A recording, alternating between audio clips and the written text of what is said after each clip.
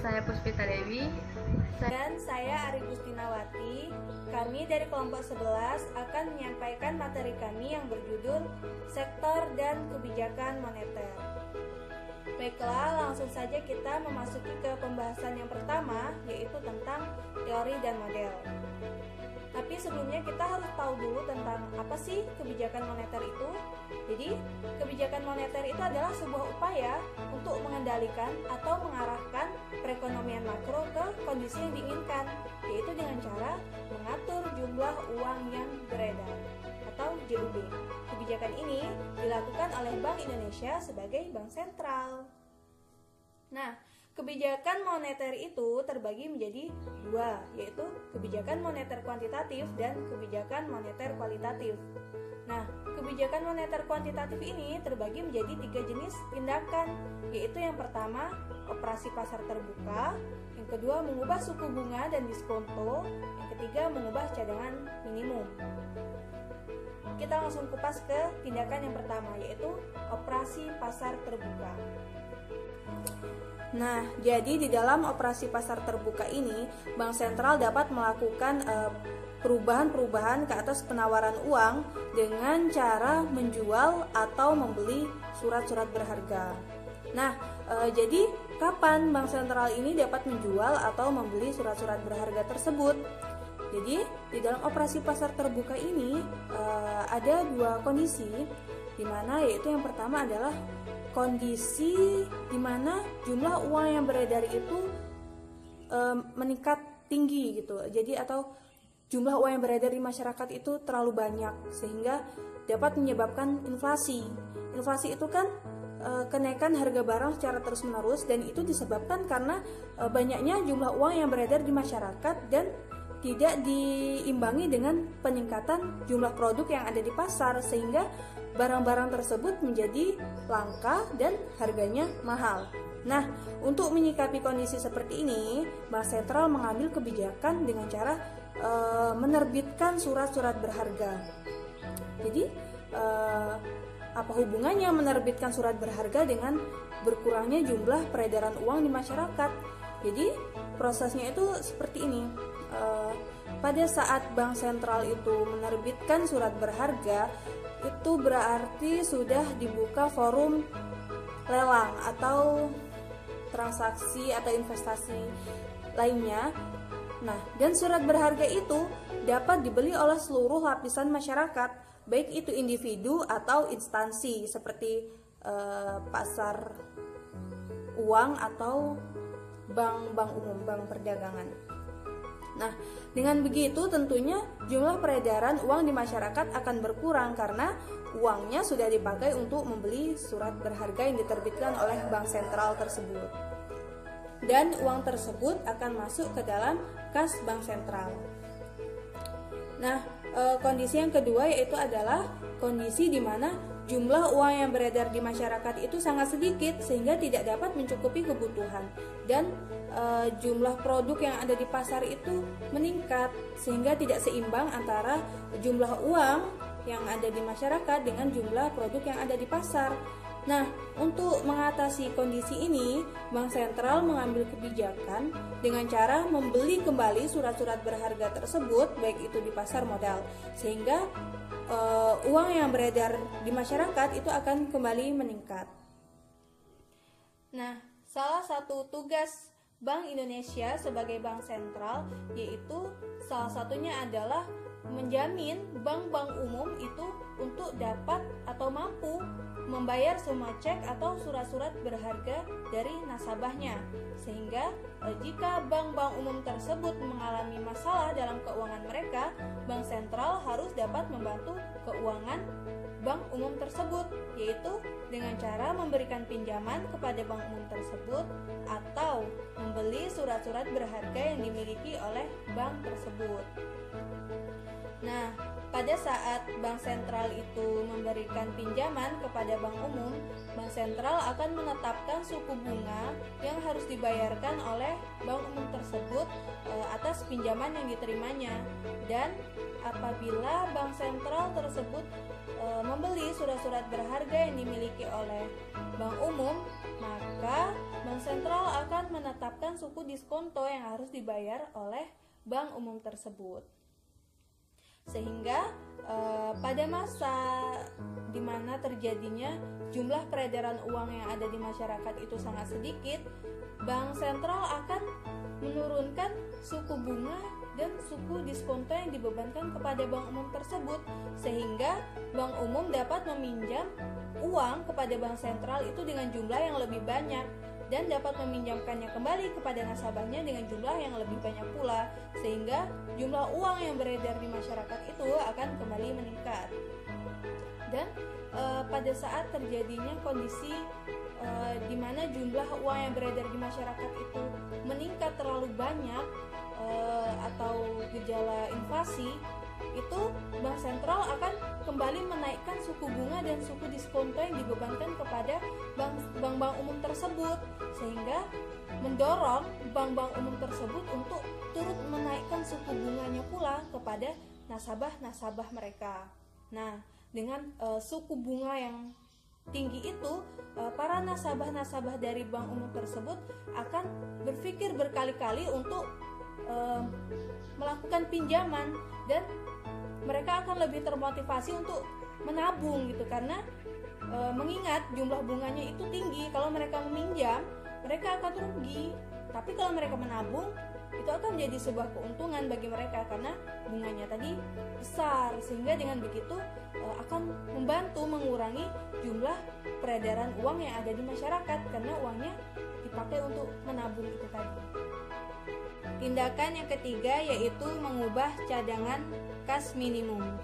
Jadi di dalam bank umum itu ada presentasi tertentu dari seluruh jumlah dana nasabah yang tidak dapat dikelola atau dipinjamkan kembali kepada nasabah lainnya. Karena uang tersebut harus dimasukkan ke dalam cadangan kas minimum bank tersebut. Jadi misalnya seluruh uang yang ada di bank tersebut berjumlah 10 juta dan bank sentral itu menetapkan 2 juta dari 10 juta tersebut harus dimasukkan ke peredaran uang yang ada di masyarakat itu misalnya terlalu banyak, maka bank sentral akan membuat kebijakan untuk menaikkan cadangan kas minimum itu tadi. Jadi misalnya pada kondisi perekonomian itu normal, cadangan kas yang ada di bank umum itu misalnya seluruh uangnya 10 juta hanya 2 juta saja. Tetapi dalam keadaan inflasi atau jumlah uang yang beredar itu terlalu banyak, maka cadangan minimumnya dinaikkan menjadi 3 atau 4 juta. Sehingga dengan begitu bank umum hanya dapat meminjamkan 6 juta dari 10 juta uang tersebut kepada nasabahnya, sehingga uang yang beredar di masyarakat itu akan semakin sedikit tentunya.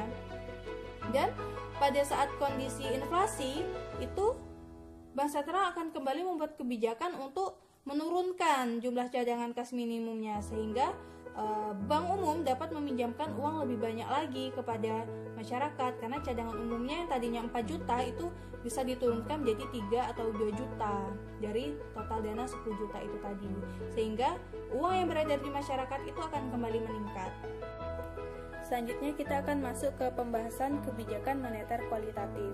Yang pertama itu ada pengawasan secara terpilih atau yang sering disebut dengan kredit selektif.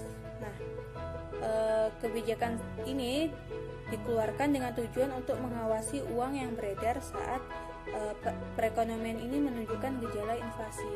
Nah, di sini bank sentral akan mengeluarkan kebijakan pinjaman secara terpilih sehingga jumlah uang yang beredar itu lebih terkontrol. Jadi hanya nasabah-nasabah dengan kriteria tertentu saja yang dapat diberi pinjaman. Karena jika semuanya mendapat kemudahan dalam mengajukan pinjaman, maka jumlah uang yang beredar itu akan semakin banyak dan akan digunakan untuk membeli barang-barang dengan skala yang besar, sehingga akan terjadi yang namanya inflasi itu tadi, kelangkaan barang-barang dan kenaikan harga barang secara terus-menerus. B. Analisis empiris. Arah kebijakan moneter Indonesia telah mengalami beberapa kali perubahan dalam 20 tahun belakangan ini. Mengikuti perubahan kondisi perekonomian di dalam negeri yang juga dipengaruhi oleh dinamika perekonomian global. Pada saat ekonomi Indonesia mengalami krisis besar, diterapkan kebijakan moneter ketat yang dikombinasikan dikombinasikan dengan perubahan dalam sistem penentuan kurs rupiah ke arah mekanisme pasar sepenuhnya. 1. Suku bunga. MO atau BI mempunyai jumlah instrumen untuk menjalankan kebijakan moneternya, dan salah satunya suku bunga sertifikat Bank Indonesia atau SBI. Fungsi suku bukan sebagai instrumen untuk mengatur atau menjaga stabilitas perekonomian dapat juga dilihat dari sebuah pernyataan di dalam sebuah laporan bulanan dari BI 2010.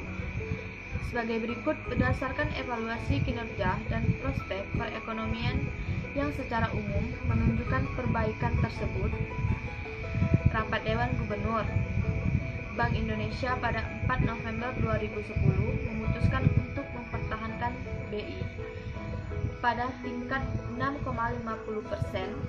Namun demikian, Bank Indonesia tetap mencermati potensi meningkatnya inflasi ke depan. Kebijakan moneter mempunyai peran untuk menjaga stabilitas ekonomi lewat suku bunga SBI. Sebagai salah satu instrumennya, pada saat ekonomi memanas atau permintaan meningkat pesat yang cenderung menaikkan laju inflasi, menaikkan tingkat suku bunga SBI dan arah pergerakannya akan diikuti oleh gerakan suku bunga di pasar uang. Dengan kenaikan suku bunga di pasar uang, investasi menjadi mahal, namun di sisi lain tabungan menjadi menarik. Yang terakhir, bisa mengurangi niat masyarakat untuk membelanjakan uangnya, yang berarti permintaan menurun relatif terhadap penawaran atau produksi. 2. Uang beredar. Perkembangan suku bunga berhubungan erat perkembangan jumlah uang yang beredar di masyarakat. Jumlah uang yang bertambah dibarengi dengan tingkat suku bunga yang menurun, dan sebaliknya, tingkat suku bunga yang dibarengi dengan jumlah yang sedikit. Memang seiring dengan sektor perbankan atau keuangan yang secara umum yang semakin pesat di Indonesia dalam 3 dekade belakangan ini membuat posisi uang kaus semakin kuat dan perekonomian nasional. Di dalam kelompok ASEAN, jumlah suplai uang atau uang yang beredar di Indonesia bukan yang terbesar, walaupun sempat meningkat tajam pada tahun 1998 yang mencapai sekitar 60,4% dari PBD. Lebih kecilnya laju pertumbuhan atau jumlah uang beredar disebut saja negara A dibandingkan di negara B bisa menandakan dua hal. Pertama, kegiatan ekonomi di negara A sedang lesu dibandingkan di negara B. Makin banyak transaksi ekonomi, makin banyak permintaan akan uang, yang berarti makin banyak jumlah yang beredar. Kedua, negara A sedang menerapkan kebijakan moneter kontraktif atau yang umum disebut di Indonesia sebagai kebijakan uang ketat, yang biasanya ditandai dengan tingkat suku bunga atau dalam kasus Indonesia SBI yang tinggi. 3. Nilai tukar dan inflasi. Menjaga stabilitas nilai tukar rupiah merupakan salah satu tanggung jawab OM atau BI. Karena stabilitas ini, nilai rupiah bersama dengan stabilitas harga atau laju inflasi yang terkontrol merupakan persyarat penting bagi pencapaian kelangsungan pertumbuhan ekonomi dan stabilitas perekonomian nasional. BI menaikkan suku bunganya yang begitu tinggi yang belum pernah terjadi sebelumnya dan rasa tidak akan terulang lagi. Berdasarkan kekuatan pasar, nilai tukar rupiah ditentukan oleh besarnya permintaan dan penawaran mata uang asing di pasar falas di Indonesia. Misalnya, dalam dolar AS, ada dua sumber utama dari permintaan atau pembelian dan penawaran penjual. 3. Nilai tukar dan inflasi. Menjaga stabilitas nilai tukar rupiah merupakan salah satu tanggung jawab OM atau BI. Karena stabilitas nilai rupiah bersama dengan stabilitas harga atau laju inflasi yang terkontrol merupakan persyaratan penting bagi pencapaian kelangsungan pertumbuhan ekonomi dan stabilitas perekonomian Indonesia. Berdasarkan kekuatan pasar, nilai tukar rupiah ditentukan oleh besarnya permintaan dan penawaran mata uang asing di pasar falas di Indonesia. Misalnya dalam dolar AS, ada dua sumber utama dari permintaan atau pembelian dan penawaran atau penjualan dolar AS. Perdagangan luar negeri terdiri atas ekspor atau penjualan dolar AS dan impor pembelian dolar AS, sedangkan arus modal terdiri dari atas dua komponen besar yaitu inflasi, investasi, dan ULN. Jika arus modal masuk lebih banyak daripada arus modal keluar, penawaran dolar AS di dalam negeri meningkat dan sebaliknya menurun jika lebih banyak modal keluar daripada ke dalam.